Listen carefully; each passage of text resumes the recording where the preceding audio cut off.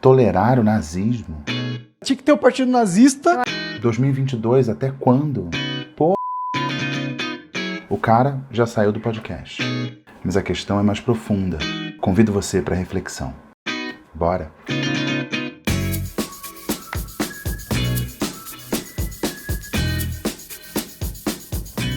Coluna Garrone de volta. Tudo bem, gente? Não tá. Vocês sabem que eu tava viajando, acabei de voltar, tô em casa, aqui na minha casa estúdio. Eu gravei 5 vídeos durante essa viagem, já botei 2 no ar. Gostei de gravar na rua, em vez de gravar aqui em casa. Hoje eu ia editar um desses vídeos que eu gravei, tava editando, não consegui. Parei no meio. E eu me vi diante desse assunto e tudo pareceu menor. Vocês sabem que eu me esforço pra fazer um vídeo ali com bom humor. 2 dos vídeos que eu ainda vou editar, que eu fiz na viagem, são sobre viagem e não sobre política, como eu costumo falar. Mas aí eu travei. Salvei minha edição, deixei para depois e comecei a fazer um novo vídeo, que é esse aqui. O podcast Flow já tentou remediar a situação, o cara foi afastado, mas o episódio do Flow é só o sintoma de um problema muito maior, o buraco é mais embaixo. O vídeo de hoje é meio baixo astral, mas mesmo assim eu convido vocês a assistir. Não é todo dia que a gente consegue ver o lado bom das coisas. Sejam bem-vindas, sejam bem-vindos. Olha, vocês acompanham meu trabalho aqui e eu, como jornalista, tendo a fazer o que eu entendo ser a principal função do jornalismo, que é fiscalizar o poder, denunciar as contradições, enfim, fazer a oposição ao governo. Não a este governo, mas a qualquer governo. E diante de tantos descalabros que a gente vê, essa tem sido a pegada aqui do meu canal. Eu não costumo comentar o trabalho de colegas jornalistas, influenciadores. Eu vejo coisas horrorosas, né? Opiniões sem fundamentação ou fundamentada em premissas falsas, simplificações absurdas, pessoas sem qualquer formação, leitura, experiência para lidar com temas densos, falando. Enfim, eu não sou um ombudsman de imprensa nem do YouTube alheio. Eu faço o meu, compartilho aqui as minhas ideias. Gostou, não gostou, argumente sem problema nenhum. Então eu não estou acostumado a fazer vídeo de react em cima do trabalho alheio. Mas, diante do que eu vi e ouvi, eu não consegui não fazer esse vídeo. Pois é, eu estou falando do podcast Flow, com a Tabata Amaral e com o Kim Kataguiri, ambos deputados federais, ela de esquerda, ele de direita. Eu vou rodar aqui um trechinho mínimo do episódio, porque eu não quero ficar propagando esse discurso, então é bem rápido. Eu sou mais louco que todos vocês. Sim. Eu acho que o nazista tinha que ter o partido nazista. Eu acho que não. Reconhecido Lembra, pela liberdade de expressão termina onde a Mas sua expressão coloca a vida do outro em risco. A questão é, se o cara quiser ser um anti-judeu, eu acho que ele tinha direito de ser. Pois é, o podcast, como eu disse, já afastou o influenciador, apresentador, não sei exatamente qual é o crédito do Monark. Ele, no mínimo, não entendeu a posição que ocupa e a responsabilidade que tem ou tinha. Bem, em pleno 2022, vemos num podcast, que é um dos mais vistos ou mais visto no Brasil, alguém sugerindo que defender o nazismo é uma opção válida e que deveria haver o Partido Nazista Brasileiro e que ser anti-judeu, antissemita, seria um direito. Vamos lá. Dava para ver o choque ali da Tabata Amaral, o desconforto dela, afinal, ela estava na casa alheia, convidada, difícil ser descortês com o anfitrião, não caberia de fato bater boca com ele, né? Se eu fosse a deputada Tabata, eu simplesmente sairia do programa. Tentar argumentar por que o Brasil não deve ter um partido nazista é aceitar que esse seja um debate válido, e não é. E me chocou, não vou dizer que me surpreendeu, não haver uma intervenção do deputado liberal, Kim Kataguiri, bem na hora, e falar alguma coisa do tipo, não passa pano para nazismo, por favor. Ou você está dizendo que liberdade de expressão é defender o nazismo? Ele deveria fazer a mesma coisa que eu falei que a Tabata deveria fazer, levantar e não debater. Nenhum dos dois fez isso. Kim defendeu a posição do Monark, que a liberdade de expressão abarcaria ali o direito de manifestar discurso nazista. Só que esse não é um debate. O vídeo original foi retirado do ar das plataformas do Flow, mas a gente sabe que ali estava se apresentando uma hipótese de criar um partido nazista no Brasil, como se isso merecesse ser discutido. E olha, não precisa ser especialista em história para entender a gravidade desse pseudo-debate. Não dá para defender o nazismo como uma mera ideia. Não existe a ideia nazista sem a prática nazista. Não existe um nazismo puro, idealizado, que foi desvirtuado por homens maus. O nazismo, para os seus idealizadores, só teve um problema, não conseguiu levar as suas ideias até o fim, foi interrompido. Eu já falei nesse espaço e vou dar de novo o exemplo do Adolf Eichmann, responsável ali pela logística de extermínio de milhões de pessoas. Ele foi capturado na Argentina e julgado em Jerusalém, isso no ano de 1961. A história do julgamento dele está relatada no livro Eichmann em Jerusalém, livro escrito pela Hannah Arendt, que tinha sido enviada ali como correspondente da revista americana New Yorker. Segundo a Hannah Arendt, Adolf Eichmann não se apresentava ali como um monstro, alguém com um espírito demoníaco. Ela identificou ele como um burocrata, um sujeito medíocre, um tarefeiro, um manda, ele obedece. E essa foi a defesa dele no tribunal. O Eichmann, um general nazista, era cuidadoso com a família. E até o fim não mostrou remorso. E não reconheceu a responsabilidade dele pelo genocídio. Ele, lembremos nós, foi responsável por pôr em prática a chamada solução final. Especialista em logística, uma logística do mal. Acabou condenado à morte. O livro é uma reportagem que não sai da mente da gente e fixa uma ideia para sempre, que o mal não precisa parecer mal, ele pode ser banal. Daí a ideia, que é o subtítulo do livro, da banalidade do mal, que está lá no livro da Hannah Arendt.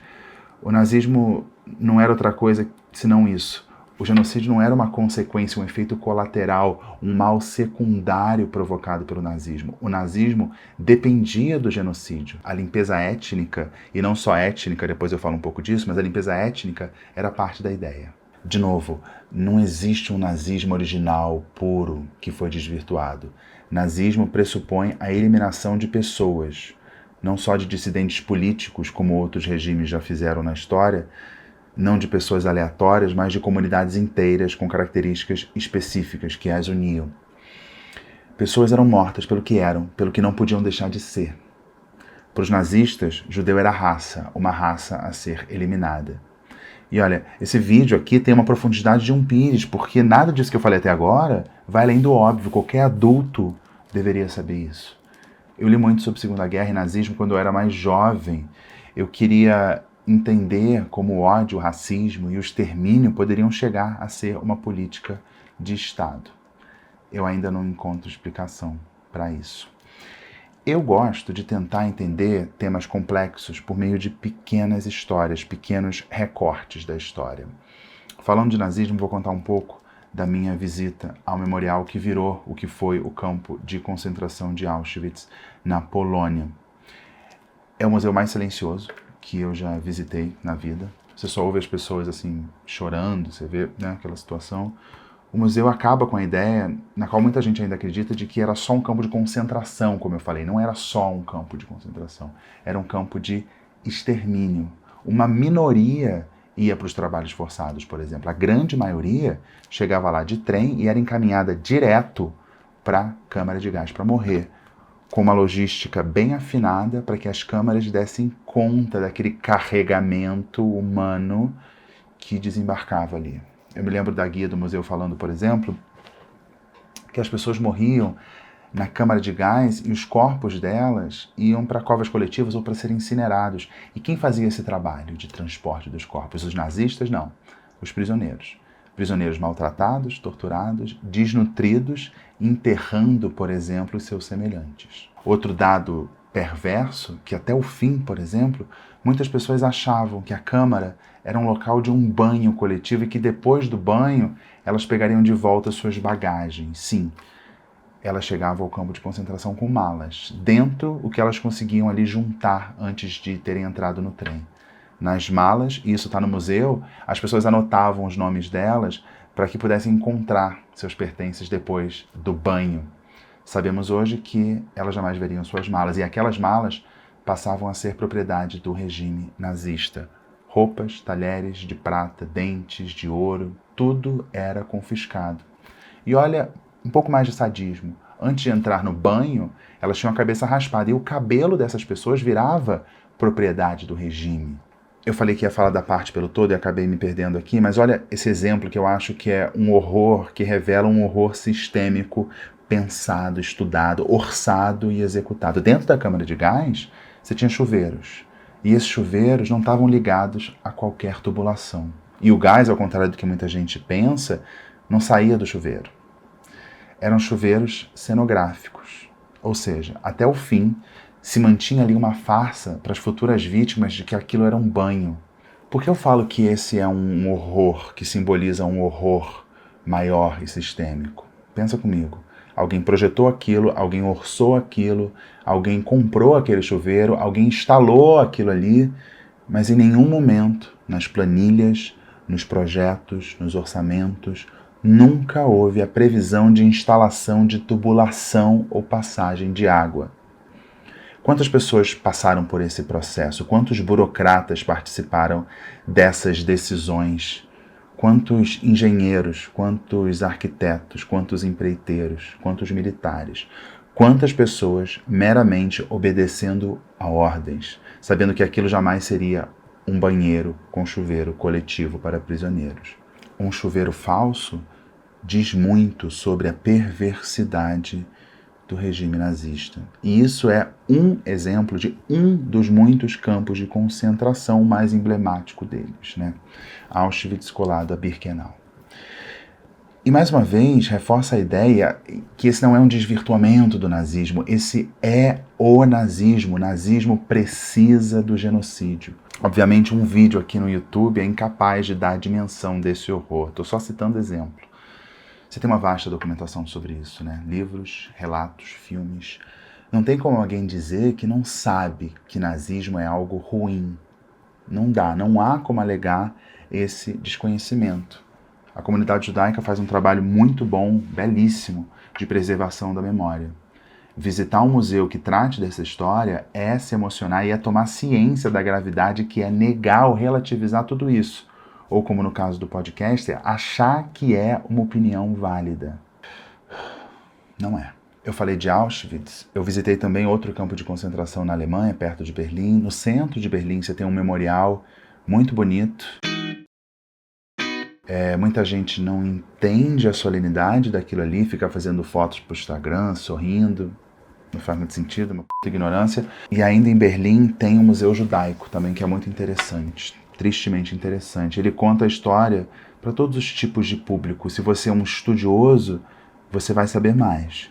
Se você é um mero turista que passou ali na frente, viu um prédio bonito, achou que mereceu entrar, você vai entender.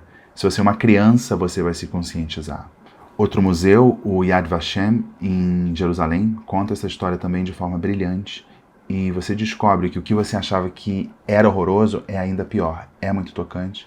Foi nesse museu que o Bolsonaro, ainda recém-impossado como presidente, fez aquela visita e soltou uma declaração bizarra, dizendo que podemos perdoar, mas não podemos esquecer, uma frase idiota, boçal, ainda mais sendo dita naquele lugar. Quem é ele para falar em perdão, né? Enfim, eu não quero falar da ignorância e dessa pseudo-amizade do Bolsonaro com a comunidade judaica, com o povo judeu. Não vou falar disso aqui não, vou seguir. Aí você pensa, ok, o Garrone foi a museus na Europa, em Israel, e eu não tenho dinheiro para isso. Então leia, tem muitos livros, literatura não falta. O próprio Eichmann, em Jerusalém, tem uma pegada interessante, não vai contar a história do nazismo, vai falar de um cara, de um general, mas você consegue ter um mínimo ali de noção do que aconteceu. Mas ok, você não tem tempo de ler. Está em São Paulo, como é o caso do agora ex-podcaster, talvez futuro comentarista da Jovem Pan, sei lá. Você está em São Paulo, visita o Memorial da Imigração Judaica e do Holocausto. Faz uma visita virtual a museus pelo mundo. A informação é pública e muitos museus são, inclusive, gratuitos. Também não estou aqui para pegar na tua mão e te levar até o conteúdo mastigado. Corre atrás, a informação está aí. Chegamos à conclusão juntos de que achar que é natural sugerir que seria legal se o Brasil tivesse um partido nazista para ampliar o debate é idiota, é burro, é boçal, é canalha. Me ajudem aí. É horroroso, apologia ao crime, incitação ao ódio, genocídio, obrigado. É ilegal também. Lei 7.716, de 5 de janeiro de 89, Lei K.O., define os crimes de preconceito de raça ou de cor, artigo 20, e também tem a Constituição, né, gente? Mais uma coisa para destacar aqui.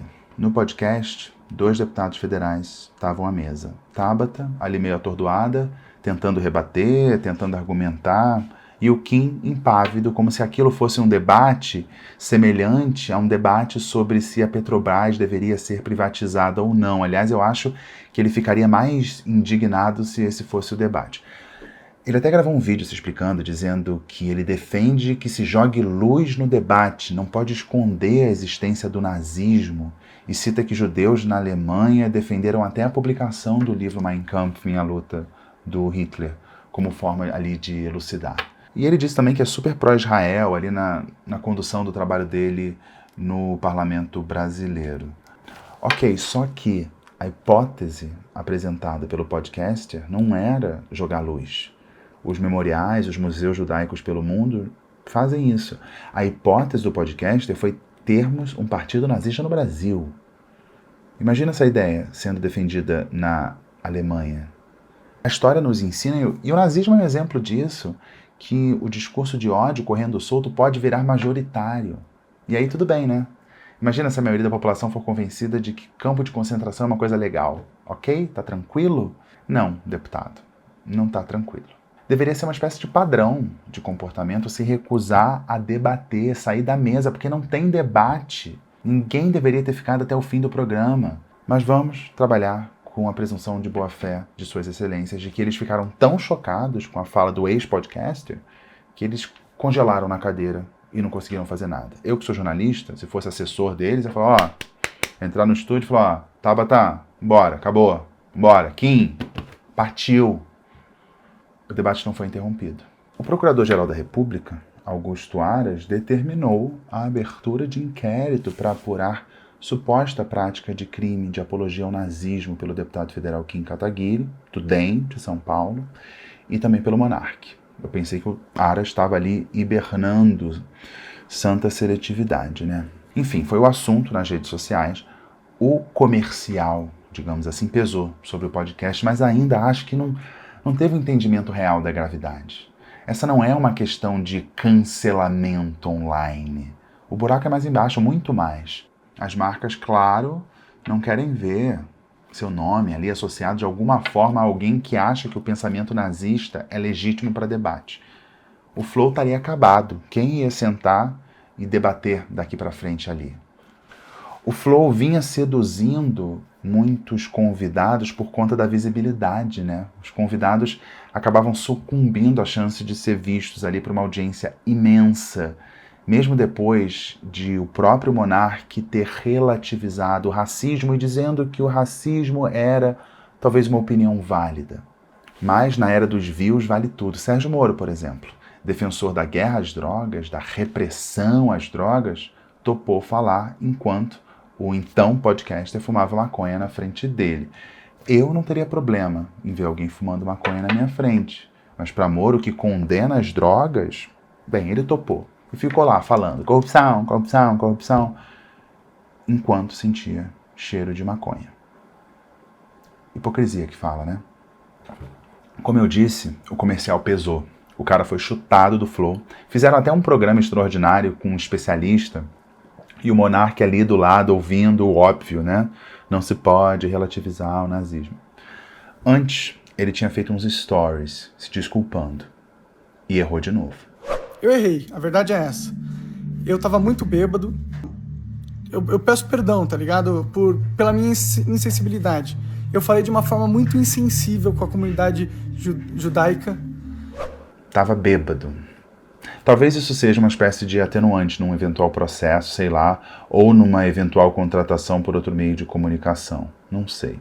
E aí, interessante, parece que ele sente ter incomodado a comunidade judaica e pede desculpas. E o problema não é só incomodar a comunidade judaica. Passar pano para o nazismo não é só atacar a comunidade judaica, é atacar a humanidade. Os judeus foram as principais vítimas do nazismo, os que mais morreram, 6 milhões, é uma estimativa, e o ódio contra eles era absurdamente descomunal. Mas o nazismo, o holocausto, ofende, ou deveriam ofender, a qualquer ser humano. A dor da comunidade judaica, obviamente, é maior. Sem dúvida, afinal, judeus foram as vítimas e vem sendo alvo do antissemitismo desde sempre. A perseguição aos judeus não é restrita àquele período histórico e não acabou, ainda sobrevive na Europa, por exemplo. É impossível, como se diz em inglês, se pôr nos sapatos dos judeus, não dá, é muito A existência deles é ameaçada até hoje, no século XXI. Uma coisa, por exemplo, que a atriz Whoopi Goldberg não entendeu. No programa de TV em que ela era comentarista, ela disse que a questão do Holocausto não era racial, era briga de brancos. Errou feio, errou rude. Eu não vou nem perder meu tempo rebatendo. Acabou afastada e eu não arrisco dizer qual vai ser o futuro da carreira dela. Não sei mesmo, não sei se tem volta.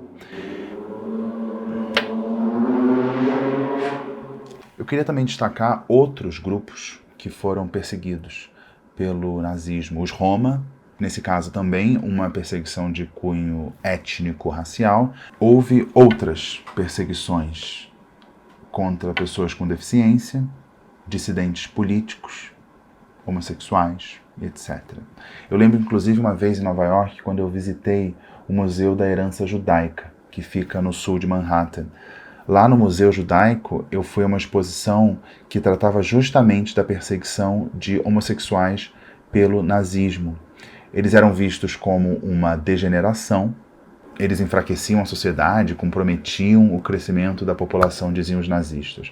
Homens gays foram perseguidos e levados para campos de concentração. A comunidade judaica, portanto, tem plena consciência de que essa não é apenas uma questão judaica. Não, não é. Eu vou abrir um parênteses aqui para a gente refletir junto. Vou falar de outro genocídio perpetrado pelos alemães, mas não na Europa e não contra os judeus.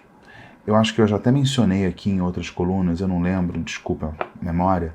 Eu já fiz um documentário sobre isso, junto com a minha amiga Leila Sterenberg, que é de origem judaica, inclusive, e na época em que eu trabalhava lá na Globo News. Bem, eu estou falando do primeiro genocídio do século XX, décadas antes do Holocausto nazista. As vítimas eram os povos da então colônia alemã, onde hoje fica a Namíbia, ali no sul da África. Olha essas fotos. Já tinha visto? Pois é, os algozes eram os colonizadores alemães. Um genocídio de manual, sabe? Ódio, racismo, segregação, perseguição, principalmente dois povos, os Herero e os Nama. Houve campos de concentração, o que àquela altura já não era uma novidade, mas houve um ineditismo, o que é entendido por historiadores como o primeiro campo de extermínio da história. Era um local para onde os prisioneiros iam e não havia ali perspectiva alguma de saída, porque nem acusação contra eles havia. Esse local hoje não tem sequer uma placa dizendo que lá houve um campo de extermínio. As vítimas viraram cobaias de experimentos pseudocientíficos. Enfim, a história é longa, vou parar por aqui. Mas o importante é ressaltar que o ímpeto genocida dos alemães estava lá.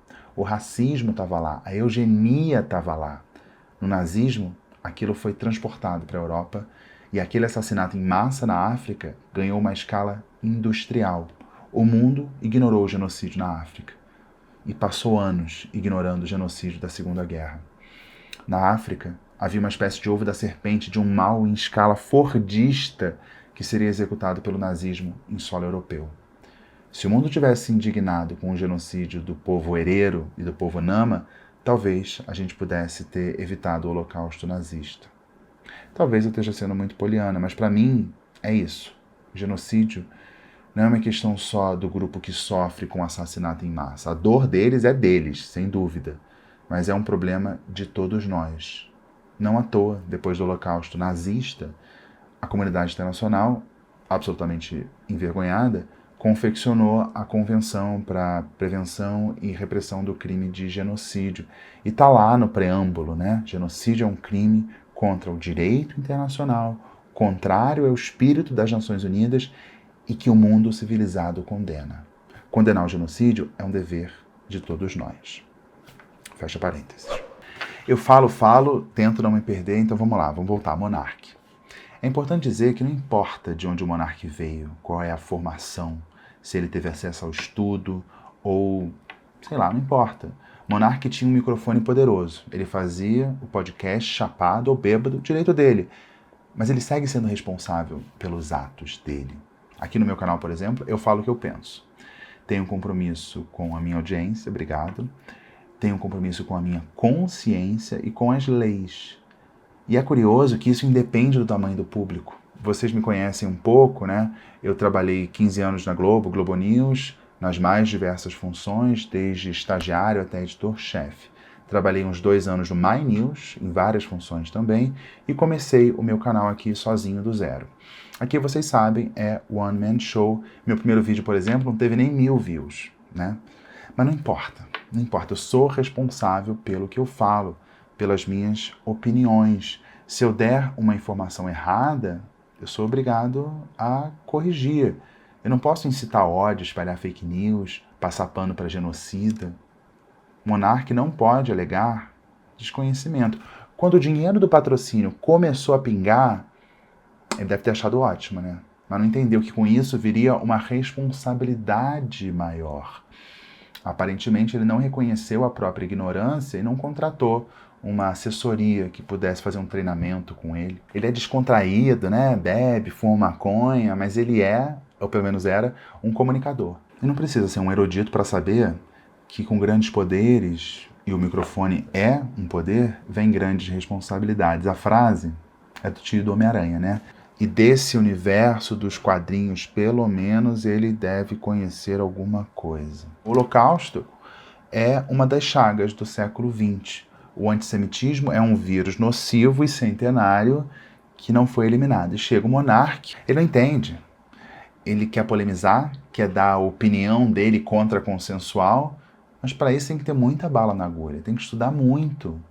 Essa de ser diferentão, lacrador, o eu acho para qualquer coisa, não dá, não vale. E falta muito repertório, arquétipo, referência. Não dá para inserir nazismo em qualquer debate, não dá para comparar qualquer coisa com o nazismo. A gente tem que saber a gravidade do que foi o nazismo e tem que buscar outras referências. Eu até pensei em fazer um vídeo aqui sobre esses arquétipos, analogias que podem ajudar no debate político, para refinar o debate, né? Conceitos como eminência parda, espada de Damocles, vitória de Pirro e outras coisas assim. A gente precisa enriquecer o debate, não dá para ficar nessa de é tudo nazismo. Teve repercussão, pegou mal, o comercial chiou, o patrocinador não gostou, ele foi afastado. E aí? O monarca é só um sintoma, na minha opinião. Vivemos num país em que uma pessoa ventila a ideia de se fundar um partido nazista e de que é tolerável ser antissemita, ser antijudeu, como ele disse, e você tem 2 deputados federais à mesa e o papo flui. O papo não é interditado imediatamente. Esse é o Brasil em que vivemos. E é nessa tolerância com o intolerável que o neonazismo floresce no Brasil. Acompanhe o trabalho da pesquisadora Adriana Dias, doutora em antropologia pela Unicamp. Ela é uma verdadeira caçadora de neonazista. Ela merece um vídeo só para falar dela, mas não vou falar, então pesquisa aí, Adriana Dias, tá? Adriana Dias, anotem, pesquisem, consumam o conteúdo dela, escrito, entrevistas e tudo mais. Eu disse para vocês que eu lia muito sobre Segunda Guerra, nazismo há muito tempo e assuntos ali relacionados. Eu tinha parado de consumir esse tipo de literatura, né? Eu, ingenuamente, achei que era um truísmo. Você dizer que nazismo é abominável, não tem como relativizar. Engano meu total. Essa hoje não é uma verdade inquestionável em todos os espaços, não é. Era para a gente estar debatendo temas contemporâneos. Hoje, no século XXI, a gente deveria estar, por exemplo, concentrado em problemas urgentes, como a emergência climática, por exemplo. E debatendo temas, por exemplo, do presente. Indústria 4.0, blockchain, a hipervigilância digital das ditaduras. Não. Estamos debatendo se existe racismo no Brasil, se deveríamos ter partido nazista no Brasil para que sejam apresentadas todas as opiniões.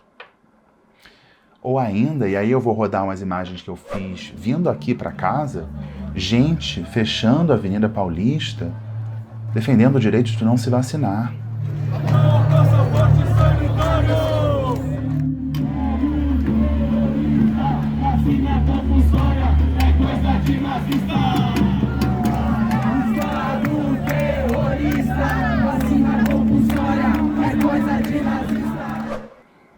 Gente, 2 perguntas. Uma, onde a gente errou como sociedade para ver esses discursos com tanto espaço? E 2, como é que a gente vai sair dessa? Isso suga a energia da gente, né? Suga a energia da gente. Eu tava com um vídeo editado lá, foi um vídeo que eu gravei em Portugal, sobre a política em Portugal, comparando com a nossa política e tal. E com coisas que eu tento ter um bom humor e tal. E ver esse assunto, eu falo, cara, por que a gente tá debatendo isso? Gente, eu já tinha editado, e aí eu fui ver outra coisa que aconteceu. Dessa vez na Jovem Pan, não surpreende, sei lá como definir essa pessoa, com o gesto nazista. E é normal, né? Tem um comentarista que faz um gesto nazista na porra de um canal que diz que é jornalismo. Tá tudo muito torto, né? Tá tudo muito torto. Que a gente debate... esse é o Brasil de 2022. Que a gente tem que debater que o nazismo, que é de extrema direita, né, tem que dizer, não deve estar no debate público, não merece. Não, é uma loucura, é uma loucura. E eu falei do genocídio na Namíbia. Infelizmente, os povos que foram mortos nesse genocídio, eles perderam, até por conta da quase eliminação deles, eles não têm relevância no debate público hoje na Namíbia, e não tem dinheiro para contar a sua história. E hoje eles são minoria da minoria dentro da própria Namíbia. Então essa história é meio esquecida. E é interessante como a gente que acompanha a história da Segunda Guerra, a história do Holocausto, os símbolos, aqueles símbolos horrorosos, né, que identificam o nazismo, identificam a perseguição, seja a suástica, seja a estrela, né, amarela, ou o triângulo rosa, no caso dos homens homossexuais que eram levados para campos de concentração, os judeus com a estrela amarela, os homossexuais com o triângulo rosa, e havia várias outras denominações, eles eram taxados ali com um rótulo, né, o selo na roupa. Então essas imagens são muito conhecidas, né, são muito conhecidas, a gente identifica, se a gente vira a porta do campo de concentração de Auschwitz, né, escrito Trabalho Liberta, essas imagens estão aqui. Então a gente é mais fácil não esquecer. Apesar de ainda existir negacionismo, a maioria das pessoas, a grande maioria das pessoas ainda acredita que é uma coisa horrorosa e não relativiza. Existem as pessoas que são revisionistas, mas são uma minoria. Infelizmente, essa minoria não recebe, para dizer o mínimo, uma reprimenda dos que estão no poder hoje, para dizer o mínimo, né? E aí eu vou mostrar para vocês, quando eu fui para Namíbia fazer esse trabalho, eu comprei 2 objetos, um que lembra o povo Nama, que foi uma das etnias exterminadas, e uma do povo Herero.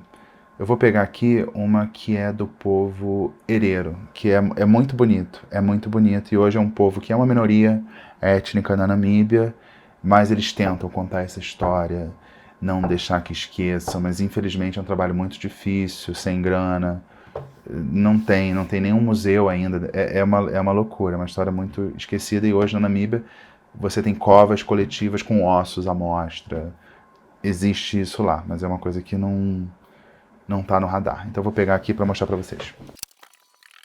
Então essa é uma boneca de uma mulher com uma roupa típica do povo Herero com H, tá? Então se você tiver curiosidade, você põe Herero e você vai ver a imagem. Tá bom, vou botar aqui uma imagem de uma mulher Herero. E essa é uma boneca que eu comprei lá, dessa roupa típica das mulheres Herero, e tem esse chapéu assim, com uma coisa que parece um chifre de touro. E é super bonito, as roupas grandes e tal.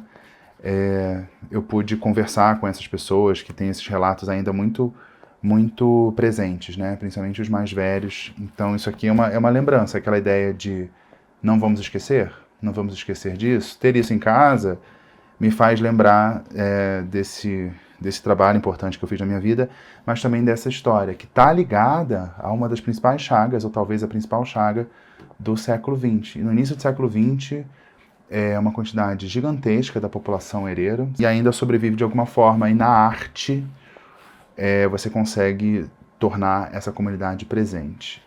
O dos Nama, eu não vou... Eu tenho o objeto, mas não tá aqui. Então eu vou botar uma foto das mulheres Nama, sempre as mulheres, né?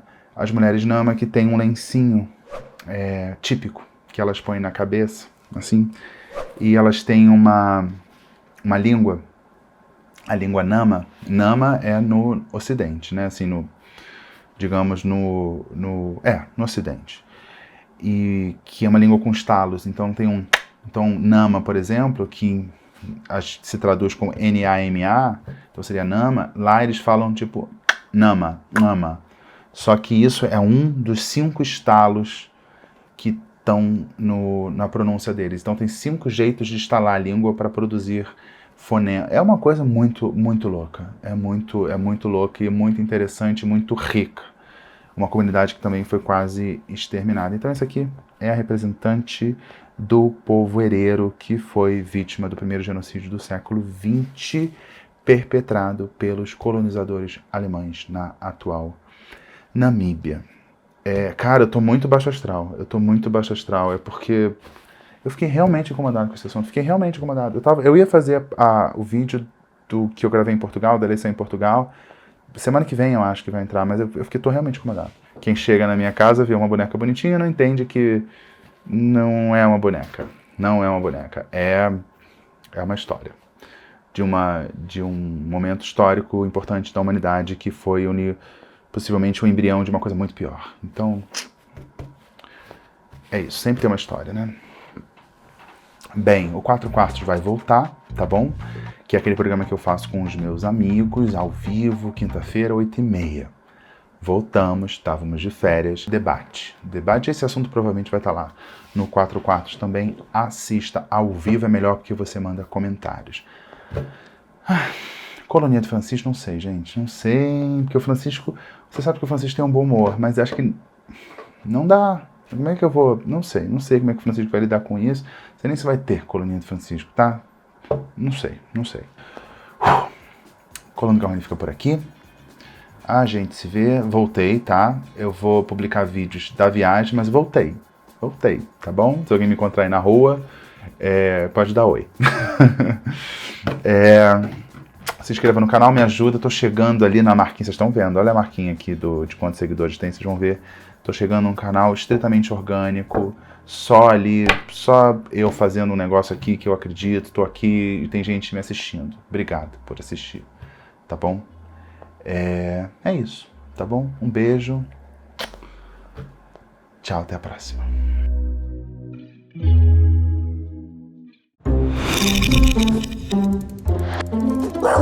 Wow.